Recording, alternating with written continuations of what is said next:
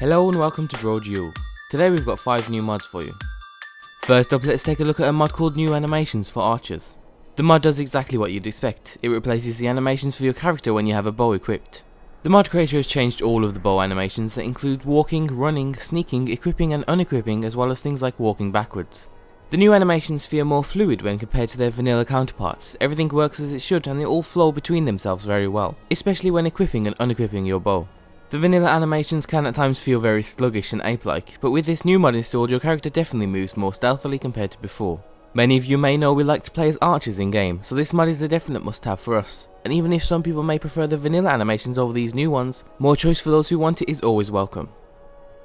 And for today's second mod we have Dwarven Mechanical Dragons. The author explains the new dragons were part of a secret Dwarven automation project by the Dwemer before they broke their alliance with the Chimer. The dragons were ancient and hidden, but the dragon uprising in Skyrim has awakened them. The new dragons have been integrated into the level list and will guard most of the Dwemer ruins across the world. Their appearance is heavily based on real dragons and they'd look like you'd expect a mechanical dragon to look, and they fit in well with the other Dwarven mechanical creatures and normal dragons. They also behave like normal dragons too, with a mixture of a steam breath shout and a fireball shout when attacking. After taking down one of the new dragons, they'll also drop a new item called Mecha Dynamo Core. They'll also give you a bunch of other Dwarven related items, which can then be combined in a smelter to give you a new Dragon Automation Cube, which behaves like a scroll and can be used to summon your own mechanical dragon. And overall it makes for an interesting new mod that also makes a nice addition to the Dwarven Automation family. The third mod for today is Dawnbreaker Enhancement, a mod that changes the textures of the Dawnbreaker sword in game. The mod comes with 2 variants that are available via separate downloads, blue or red, so you'll have to choose which one of the 2 you prefer when you download it. The new swords feature twice as high resolution when compared to the vanilla sword and twice the normal map too for increased detail. The swords glow and the addition of the red or blue colour gives them an entirely new feel. The red sword feels much more sinister compared to the more pure look of the blue variant. Overall it's a nice addition to the game that adds more choice and takes nothing away. It's a great retexture. And now we have an addition to the character enhancing mods by Xenius, and this time it's XCE Scarface. The mod adds 16 new scars to the game that come in a variety of different styles, from battle scars, burn scars and ritual scars. They're available to all human and elven races but work differently from regular scars, and that's because they can be found under the complexion slider, and that means you can also combine them with regular scars.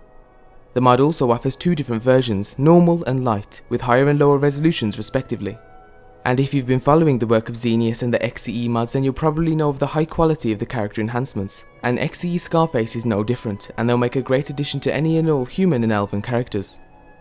The 5th and final mod for today is another sword, this time the Berserk Greatsword.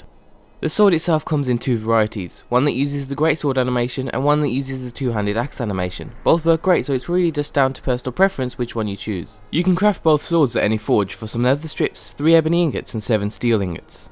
A unique feature of this sword is its ability to detect your 2-handed skill level and speed up the swing speed of the sword depending on how high level you are, so it essentially scales with your character's level, always keeping it as a vile weapon to be used.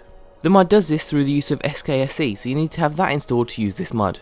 The heavy look and feel of the sword work perfectly together. It's a very well made mod and that extra touch of level scaling makes this mod a great weapon mod. And that's the end of today's spotlight. As always, remember to leave an endorsement or favourite for the mods if you like them. Leave your mod suggestions either down below or over on Facebook, and thanks for watching.